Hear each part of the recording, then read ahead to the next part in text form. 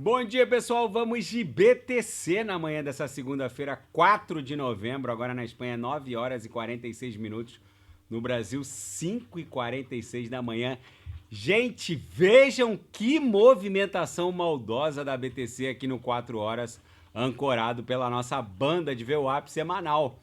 A gente promoveu uma bela armadilha de ursos naquela mega agulhada de ontem, onde a BTC bateu 67,478 no primeiro fundo, depois lá faria um fundo duplo, cuja mínima bateu 67,667. Agora a exponencial curta já cruzou de baixo para cima contra a lenta aqui no MACD, então o mais provável é que a gente volte a estressar a extensão da aresta superior dessa cunha que claramente está se desdobrando no 4 horas. No 6 horas, a mesma realidade está se impondo. O que está segurando a BTC nesse momento é a VWAP mensal. Gente, eu vou esclarecer um assunto aqui para os senhores que é objeto de 99% das mensagens que estão me enviando. A Bitcoin está indo para 100 mil dólares, não importa quem vença as eleições dos Estados Unidos. Eu vou repetir, a BTC invariavelmente está indo para 100 mil dólares, não importa quem vença as eleições dos Estados Unidos. A gente está há basicamente um dia e meio das eleições. O preço, obviamente, vai reagir no curtíssimo prazo. Se o Trump vencer, a BTC explode para 120 e depois cai para 88, 80, 85. Isso que vai acontecer. Se o Trump vencer, vai ser um pump dump. Se a Kamala Harris vencer, as altcoins vão sentir um pouco mais, porque aí viria uma incerteza quanto à regulação das altcoins, poderia eventualmente uma nova gestão do Gary Gensler na SEC se arrastar, mas o futuro das altcoins depende muito mais da nova legislatura, da composição do novo Congresso Nacional norte-americano do que propriamente do inquilino da Casa Branca. Mas o ambiente regulatório de médio e longo prazo vai depender muito mais da composição do novo Congresso Nacional norte-americano, que recebeu em todas as campanhas democratas e republicanas uma tsunami de dinheiro da indústria criptográfica. Então, resumindo em miúdos, se o Trump vencer, provavelmente a BTC explode para 120, depois corrige para 80 e alguma coisa. Se a Kamala Harris vencer, eu acho que as criptos terão um desempenho a médio e longo prazo muito melhor, porque historicamente os democratas gastam muito mais que os republicanos. Então as condições de liquidez global e flexibilização ficariam muito mais favoráveis no médio e longo prazo com a Kamala Harris. A BTC iria até mais longe com a Kamala Harris, mas eu acho que a gente suportaria aí um atraso no cronograma de 2 a 3 meses para o início daquela tração parabólica. Mas não importa, não importa. Vocês precisam entender que a hora de embarcar é agora, quando a gente ainda está no nível da neutralidade ali no índice do Fear and Greed, o medo e da ganância. O sujeito que está achando que uma eventual vitória da Kamala Harris levaria a BTC para um patamar abaixo do preço médio de Wall Street, esse sujeito está redondamente enganado. Lembrem-se, o Wall Street bateu, os ETFs de BTC no mercado à vista alcançaram 1 milhão de bitcoins na semana passada. Só que o fluxo positivo de grana em favor dos ETFs só começou a retomar uma tração razoável ali depois de julho, agosto desse ano. Ou seja, quando o Wall Street tinha ali 380, 400 mil BTCs, o preço médio de embarque de Wall Street é basicamente algo acima de 62 mil dólares. O Wall Street não vai derrubar o preço da BTC para baixo disso. Eles estão encarteirando da sardinhada antes de levar isso aqui para 6 dígitos. Só não vê quem não quer. O sujeito tem que ser bem menos que um mineral para não entender e fazer a leitura correta do que está acontecendo. Quem não sabe o que comprar é só clicar no link abaixo. A BTC mal teve força para perder a mediana do canal de Keltner. Ali no Gemas Altcoin Alert, no link abaixo, Eu subdividi as 40 melhores altcoins em potencial de retorno para esse ciclo em 3 categorias. As super large caps, que são aquelas altcoins de capitalização massiva de dezenas de bilhões de dólares, onde o risco dos senhoritos é mínimo, para não dizer irrisório, e onde facilmente vocês vão surfar 1x4, 1x5, talvez até 1x6.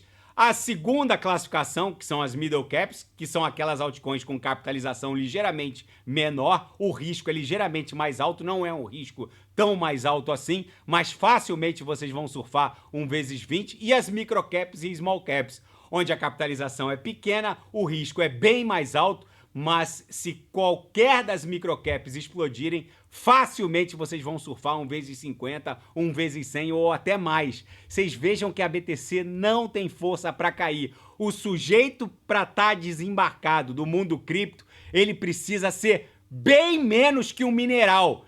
Na seara fática, a Tether, por meio do seu CEO Paolo Ardoino, reafirmou que não pretende lançar uma blockchain. Esse final de semana inundaram principalmente a plataforma X.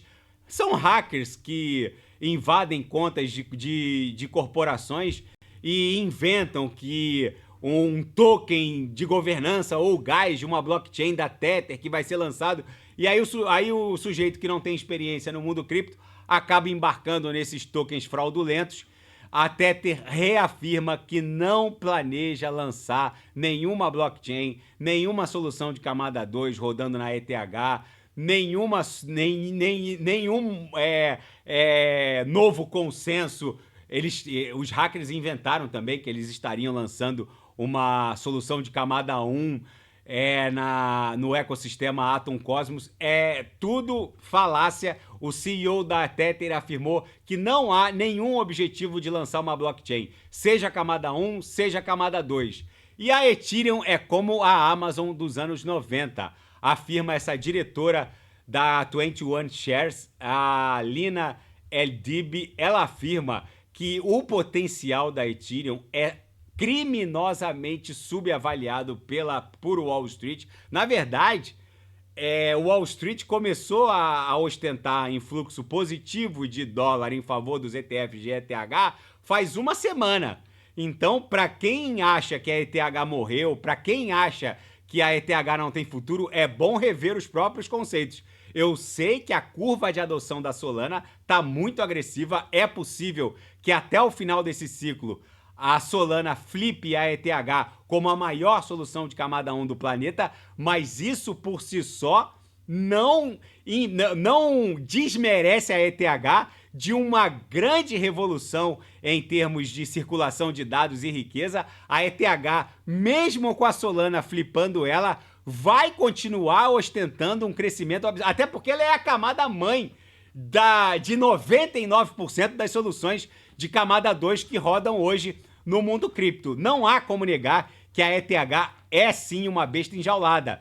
E a Flórida afirma que vai aumentar a sua exposição a ativos criptográficos para cima de 800 milhões de dólares se o Donald Trump vencer.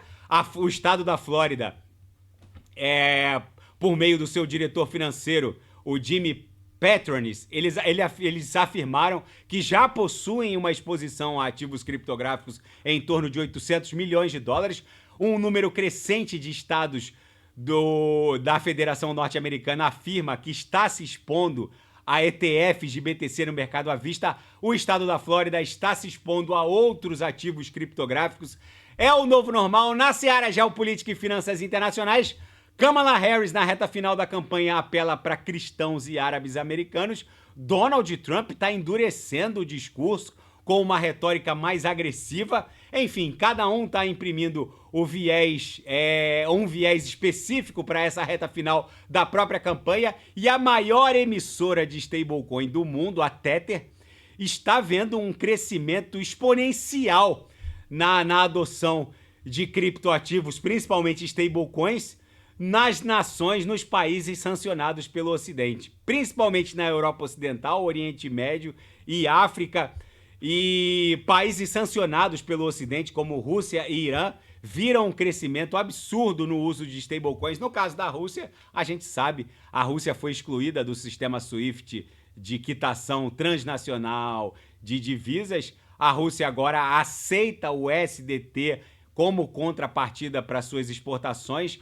Aqueles que acham que o mundo cripto já teria atingido um topo para esse ciclo, que a expansão das stablecoins já teria encontrado ali um pivô, é bom rever os próprios conceitos.